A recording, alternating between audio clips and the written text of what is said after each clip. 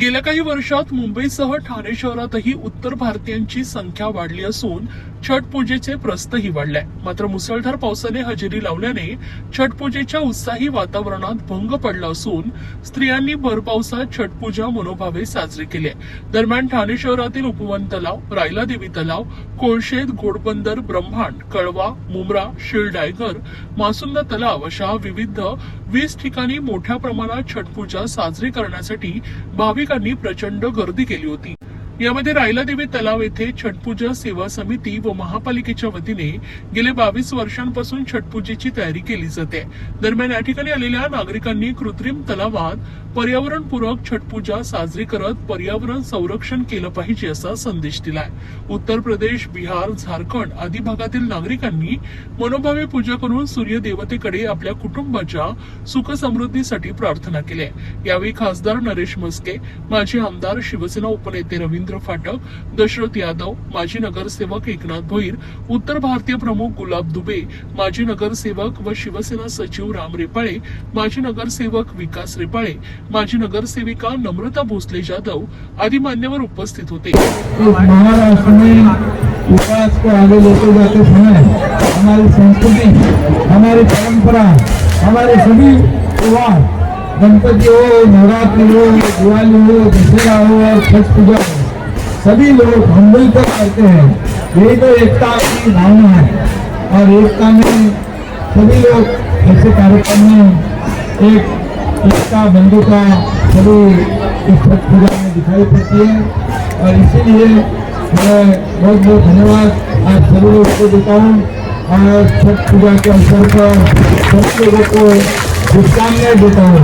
आपके घर में खुशहाली आए, सुख आए, समृद्धि आए, आनंद आए और आपका घर सुख समृद्धि से हरा भरा रहे, ऐसी शुभकामनाएं।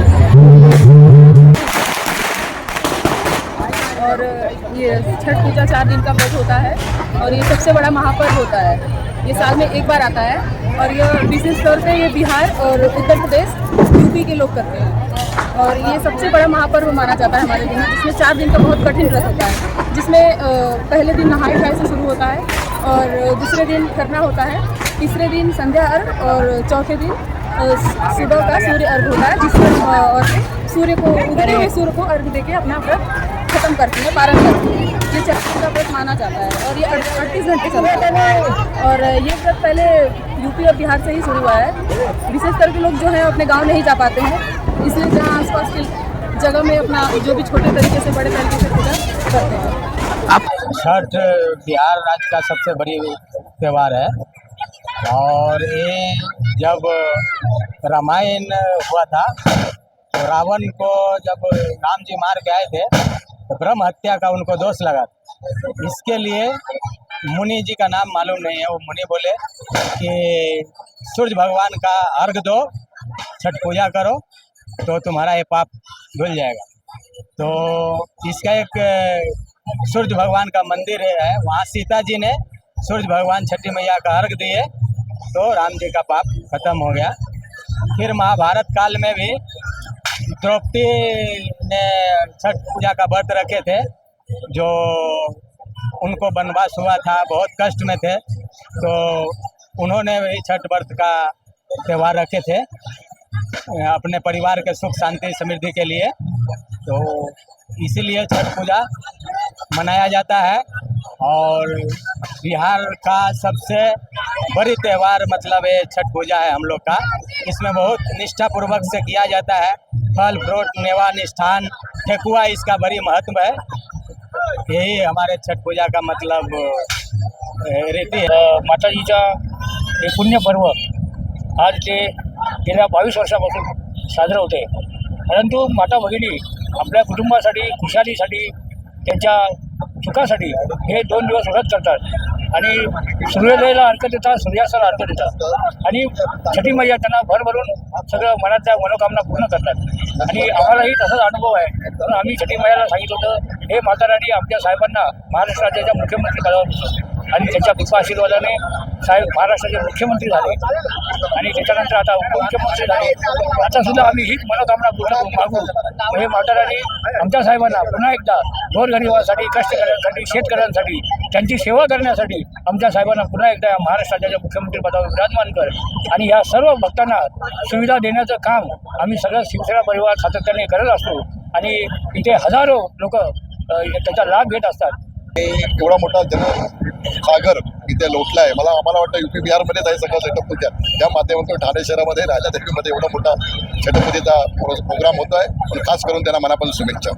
बघायला गेलो वाकले एस्टेट मिनी भारत म्हणून ओळखलं जाणार आहे.